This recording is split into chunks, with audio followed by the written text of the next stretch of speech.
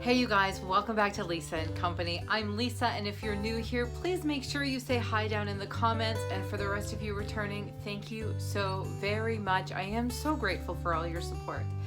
Now I am going to do a little bit of sharing today, so if that's not your thing, I'm going to put the timestamp on the screen so you can hop ahead to the DIYs. But for those of you who've been with me for a while, for those of you who've heard me talk about my mom lots, we had some really tough news just about a week and a half ago, and that's why you haven't seen me here for a while. I'm not going to overshare today because this is my mom's story, not mine, but she is facing a battle in the next little while, and we're going to be there with her, and she knows that. But you guys also know that she has been my biggest supporter on this journey, and she will continue to be. So you'll recognize her from the longest, most effusive comment down there in the comment section. So go down there, give her a thumbs up, send her some love and some positive vibes, because she could really use it right now. Having said all that, we have some great DIYs I'm excited to share with you. I actually filmed these a little while ago, and I just didn't get around to editing this video. I needed some time away from this to absorb this news, and we're here.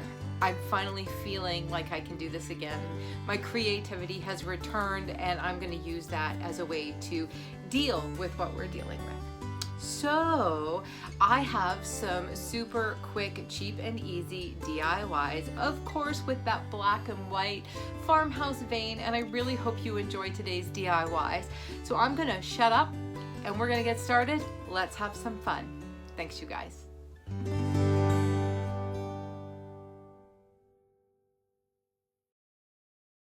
I have all kinds of fun goodies we're using today, some from Dollar Tree, some from Dollarama, and even a couple from the Habitat for Humanity Restore. First up though, I want to try and make this talc chalk paint, homemade chalk paint, and I watched a video Holly made on Hot and Humble Pie, and I'm going to link that down below because she explains this really well. I am just going to mess around with this until I get the right texture. She recommends about a 1-to-1 ratio of the paint and talc, and I'm going to tell you guys right up front here, I'm kind of loving this paint. I'm going to make a whole bunch of it and use it, and we'll be able to together decide how much we love it and if we're going to keep using this paint. But I will link that video down below so you can check out the full video. She does a great job describing it. Now I have this tray, which was actually a Lazy Susan I picked up at the Habitat Restore. It had these pieces all the way around, and I took 2 sections off. Boy, were they attached well. This was definitely a homemade weekend warrior project that somebody donated to the store. I had to fill those holes, and now we're going to paint it really well. I will tell you right up front here, I wish I had primed this, because those water stains you see on the tray, and there was another one on one of the handles, really bled through this paint. And I'm pretty sure they would have bled through any paint, especially because it was white. So the funny thing is, I am huge about priming. You guys see me use my favorite Kills spray primers all the time, and I don't know what I was thinking on this one. We'll go with I wasn't thinking on this one. But the bottom line is, it just took a couple of extra coats and it turned out great. Now I have a great foundation for all these DIYs. Now, hey, I'm always telling you guys to head on over to Instagram and Facebook and follow us there.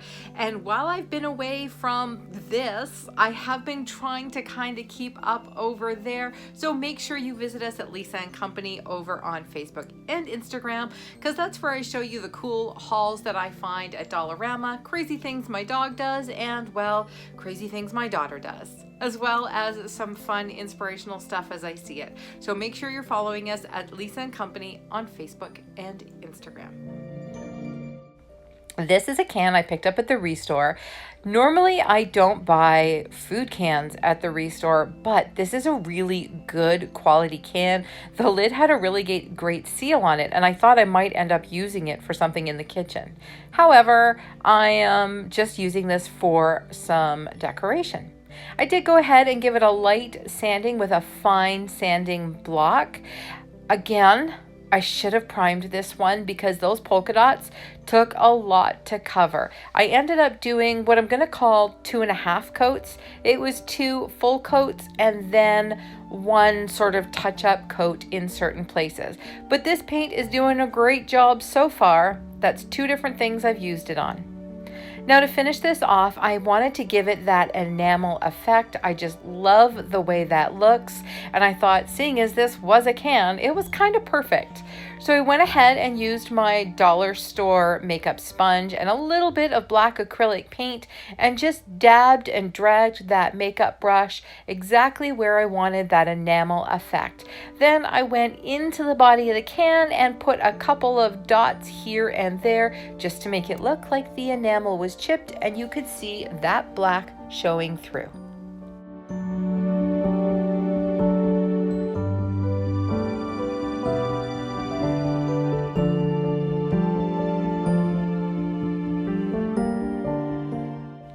Now I know you can see that buffalo plaid ribbon from Michaels in the background, and yes, I'm going to use it to finish this can off. Now you guys know I am not a big bow person, but I love to create texture with ribbon, and I thought what I would do with this one is a little bit of pleating. Now it's a little bit hard to see on here, but essentially what I did was fold each end down to create a nice finished edge, and then when I wrapped it around the can, I pleated it back so that those 2 finished edges met in the middle. It's a lot easier to see than to explain. Sometimes words don't work, and thank goodness that's why we have pictures. So I'm going to go ahead and get those kind of where I want them. I'm going to go ahead and glue it down as I go, and I think you're really going to enjoy the way this one comes together.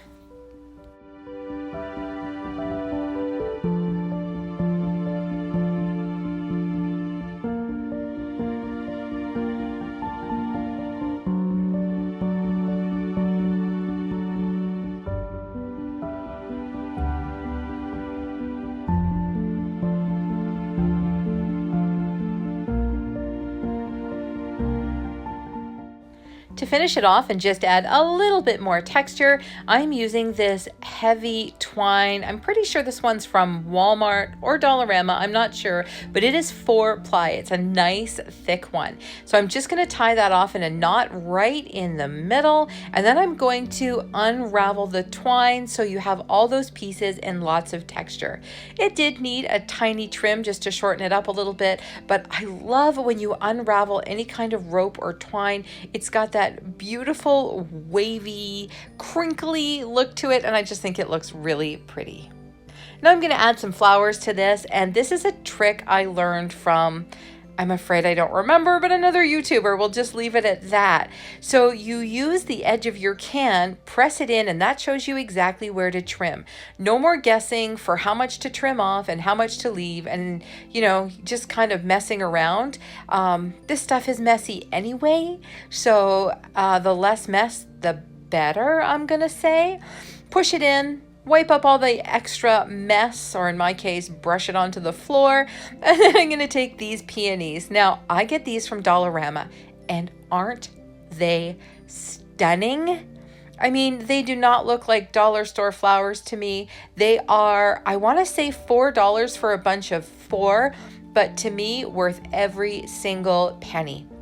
Now I did end up using 2 bunches in this just because I wanted it to look really full, and I just kept bending them and maneuvering them and basically futzing around with them until I had exactly what I wanted. The leaves don't have wire in them, but I just sort of tucked them here and there in the flowers till I had what I wanted. And doesn't that look pretty?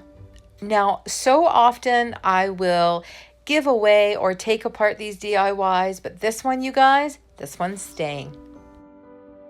All right, you guys, this is a total impulse buy. Standing in line at the Dollar Tree, I saw this pineapple.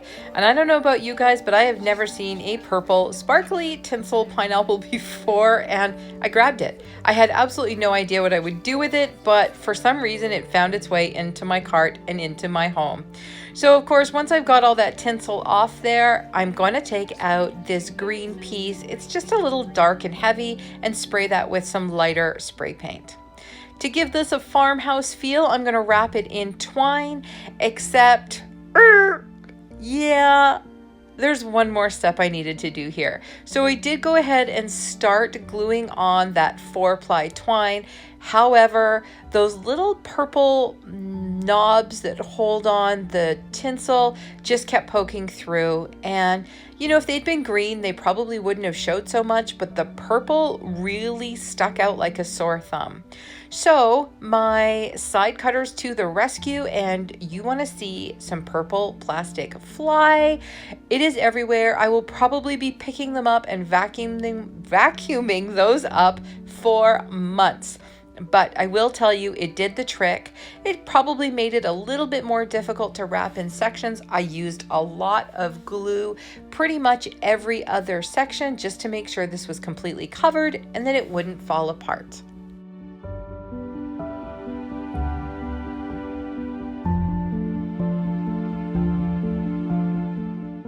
I have never burned off the fuzzies on twine before, but this twine was fuzzy.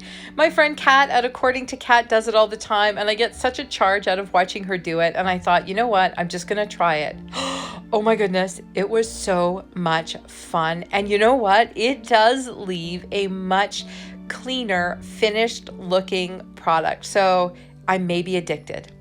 So I added the top, and my Farmhouse twine pineapple is done. Isn't she cute? So I picked up this tray at Dollarama, and I'm gonna tell you, initially I thought it would make a great home sign with one letter in each section. You know how you kind of stack them in a little wreath or something in the fourth thing?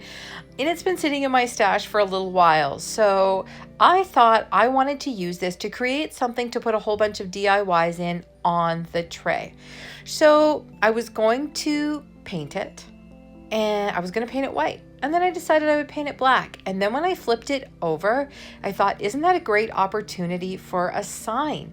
So I feel like we may be going back and doing something with the back of this as well. But in the meantime, I'm just going to hit it with my favorite Farmhouse Black Rust-Oleum spray paint. And I'm not even going to show you the after, because this is just going to be a layer in what we're doing on this tray. You guys know just how much I appreciate your support, but I am going to ask you to head down to that subscription box and hit that subscribe button so that you always know when we've uploaded a video. It also tells YouTube that you're enjoying the content, and they'll recommend my video, and they will help my channel grow. So I really, I'm grateful for that support. Don't forget to also hit that notification bell so that you know every time we upload a video. For this DIY, you guys know I love a good garland, and I had these square beads from Dollar Tree and decided to paint them black and turn these into a beautiful farmhouse garland. But I was also looking for something different for the tassel. What I ended up using was a whole bunch of leftover greenery in tiny little pieces I had in my stash. So I have attached a little bit of baker's twine at the top to make a loop, and now using that same baker's twine, I'm going to wrap the top just like you would with any tassel to hide the not so pretty part. I did make sure to do this pretty tight so I didn't lose any of those pieces, and I just wrapped and wrapped until I got to the top. I added a dot of hot glue here and there just to make sure that I was holding that twine in the right spot.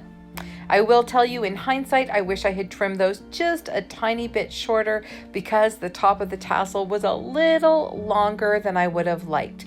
So this is one of those do as I say, not as I do moments.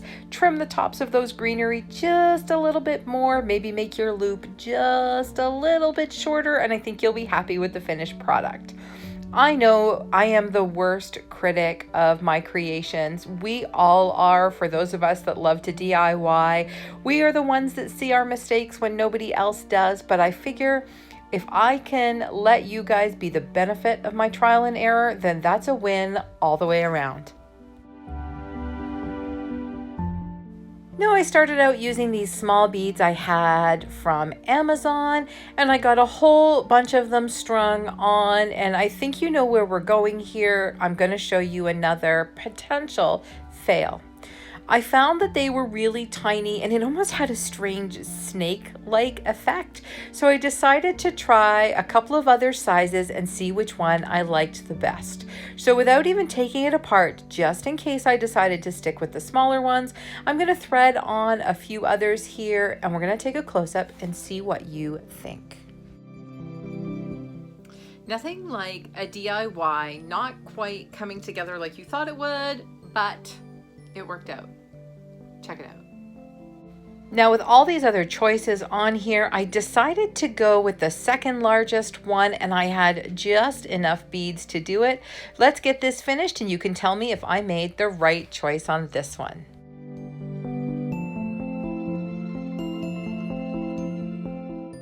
Rather than making this one like all my others so far into one long length with two ends, I decided to put a Y in it and have it meet at one of the beads and add the tassel. I am actually really happy with the way this one turned out.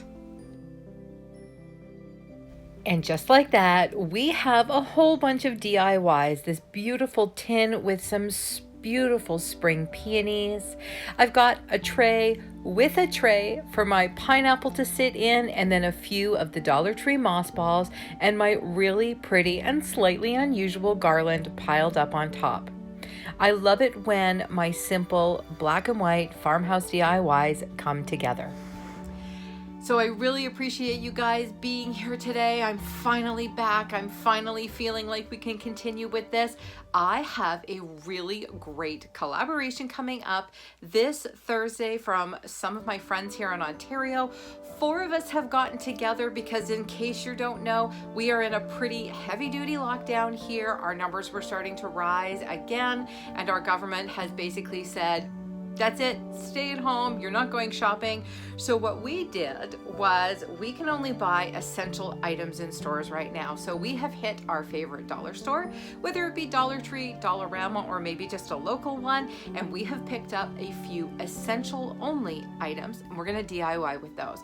We thought if we're gonna be handed lemons, we might as well make some lemonade. So make sure you stay tuned right here on this coming Thursday, and 1 o'clock you'll see all 4 of our videos, and I hope you enjoy them. Thank you so much for stopping by Lisa and Company. I am grateful for every single one of you. Check out these other videos. Don't forget to follow us over on Facebook and Instagram. And you guys, leave me a comment, because even though I haven't had a lot of time to read them, I love interacting with you guys. And we'll see you in the next video.